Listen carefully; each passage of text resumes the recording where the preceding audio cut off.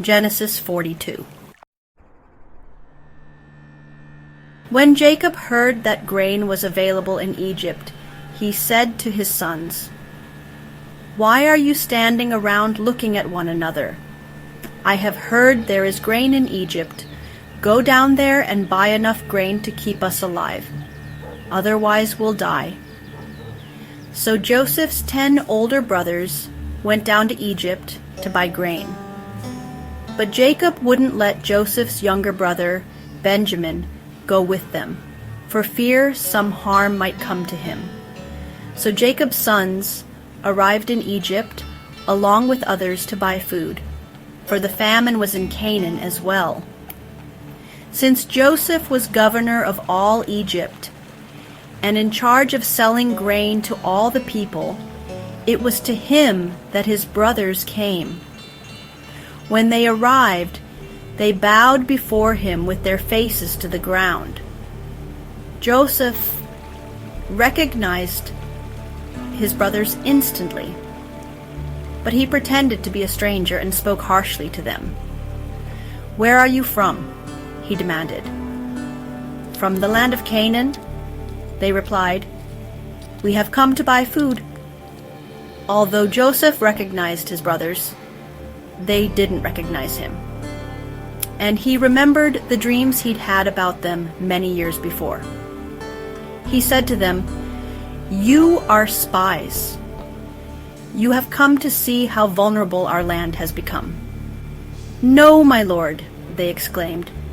"Your servants have simply come to buy food. We are all brothers, members of the same family. We are honest men, sir. We are not spies." "Yes, you are," Joseph insisted. "You have come to see how vulnerable our land has become."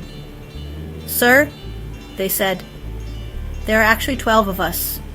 We, your servants, are all brothers, sons of a man living in the land of Canaan.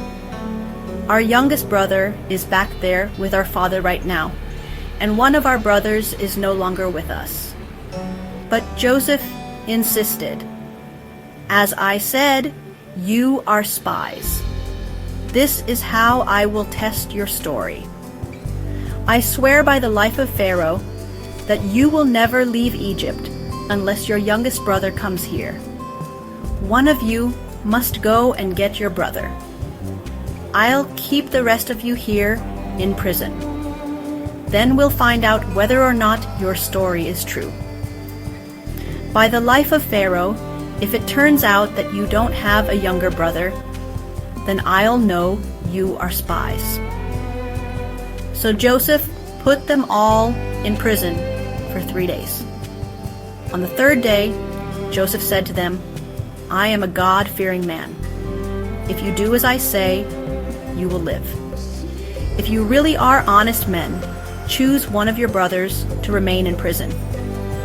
The rest of you may go home with grain for your starving families, but you must bring your youngest brother back to me. This will prove that you are telling the truth and you will not die." To this they agreed. Speaking among themselves, they said, "Clearly we are being punished because of what we did to Joseph long ago. We saw his anguish when he pleaded for his life, but we wouldn't listen.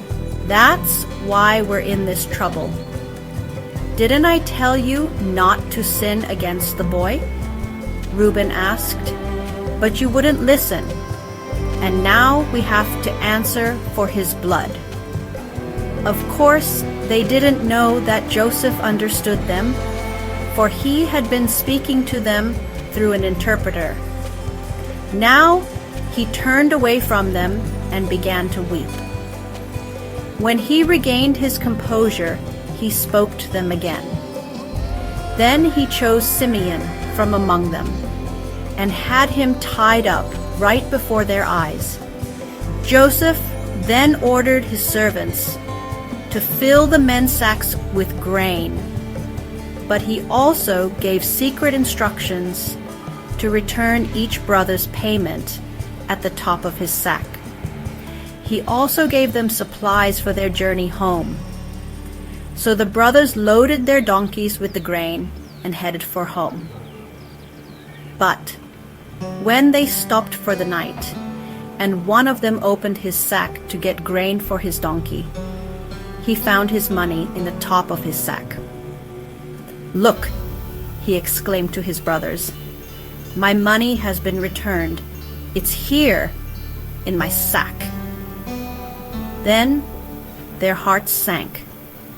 Trembling, they said to each other, "What has God done to us?" When the brothers came to their father Jacob in the land of Canaan, they told him everything that had happened to them. "The man who is governor of the land spoke very harshly to us," they told him. "He accused us of being spies scouting the land. But we said, 'We are honest men, not spies. We are 12 brothers, sons of one father. One brother is no longer with us, and the youngest is at home with our father in the land of Canaan.' Then the man who is governor of the land told us, 'This is how I will find out if you are honest men. Leave one of your brothers here with me, and take grain for your starving families, and go on home. But you must bring your youngest brother back to me. Then I will know you are honest men and not spies. Then I will give you back your brother, and you may trade freely in the land.' As they emptied out their sacks, there in each man's sack was the bag of money he had paid for the grain. The brothers and their father were terrified when they saw the bags of money. Jacob exclaimed, 'You are robbing me of my children. Joseph is gone, Simeon is gone, and now you want to take Benjamin too. Everything is going against me.' Then Reuben said to his father, 'You may kill my 2 sons if I don't bring Benjamin back to you. I'll be responsible for him, and I promise to bring him back.' But Jacob replied, 'My son will not go down with you. His brother Joseph is dead, and he is all I have left. If anything should happen to him on your journey, you would send this grieving, white-haired man to his grave.'